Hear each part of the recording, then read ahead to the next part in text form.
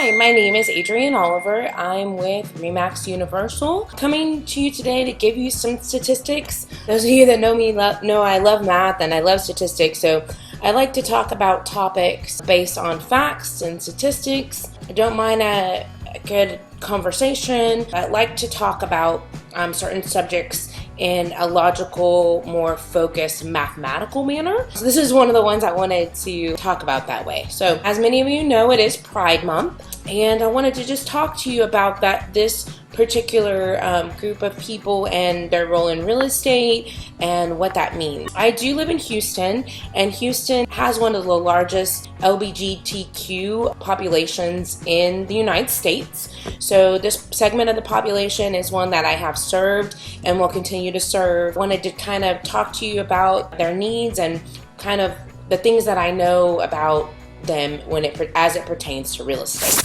So I'm going to give you the statistics from the National Association of Gay and Lesbian Real Estate Professionals that were released for 2021. So they release these every 2 years. They just got released. I thought that I'd share them with you in honor of Pride Month. So LGBTQ Americans represent 4.5% of the US population. So that's the first thing that you need to understand.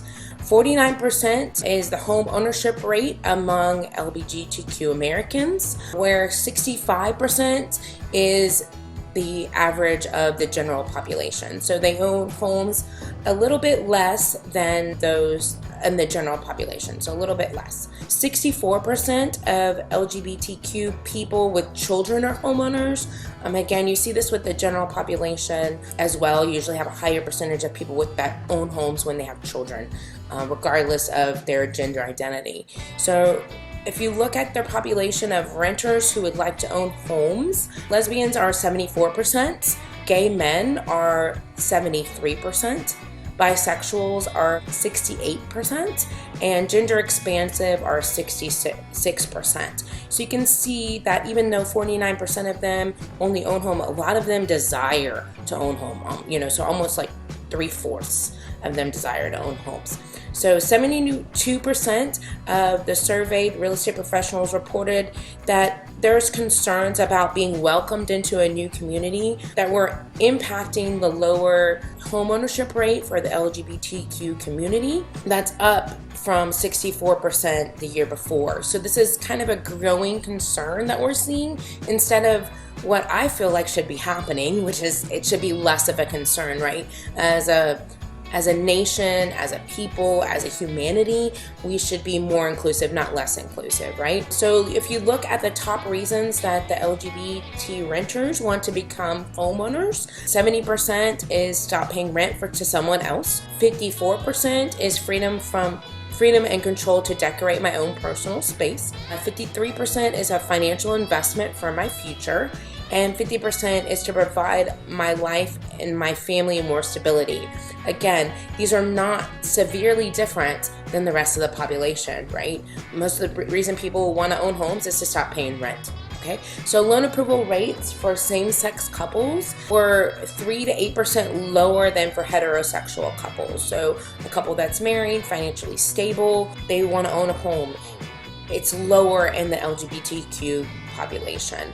53% of LGBTQ renters have moved 4 or more times in the last 10 years. That is higher than the general population. I'm not sure what the general population statistic is per se, but that's what it is. 46% of renters in the LGBTQ population fear discrimination when buying.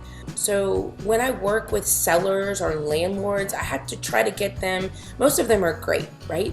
But as a realtor, I'm held to a code of ethics, and what I have to do is I have to get them to consider the money, right?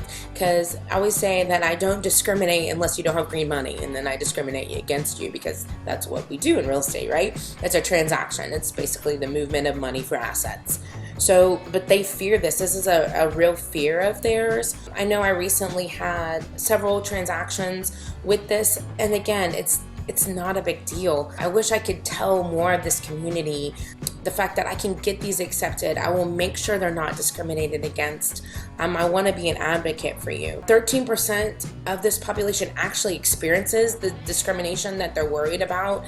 Again, if you have a good realtor, they will protect you. That's what we're here for. That's what we do. And only 4% reported the discrimination. So that's another huge factor. So I feel like one of the things that we can do is to advocate for them, but also help, get them to report this more often. I know that we just got a huge thing recently about employment and how they can't be fired for LGBTQ rights from the federal government this week, but wanted to kind of share with you LGBTQ with housing. Happy Pride. My name is Adrienne Oliver. I'm with RE/MAX Universal. I hope you and your family have a great day. Thanks. Bye.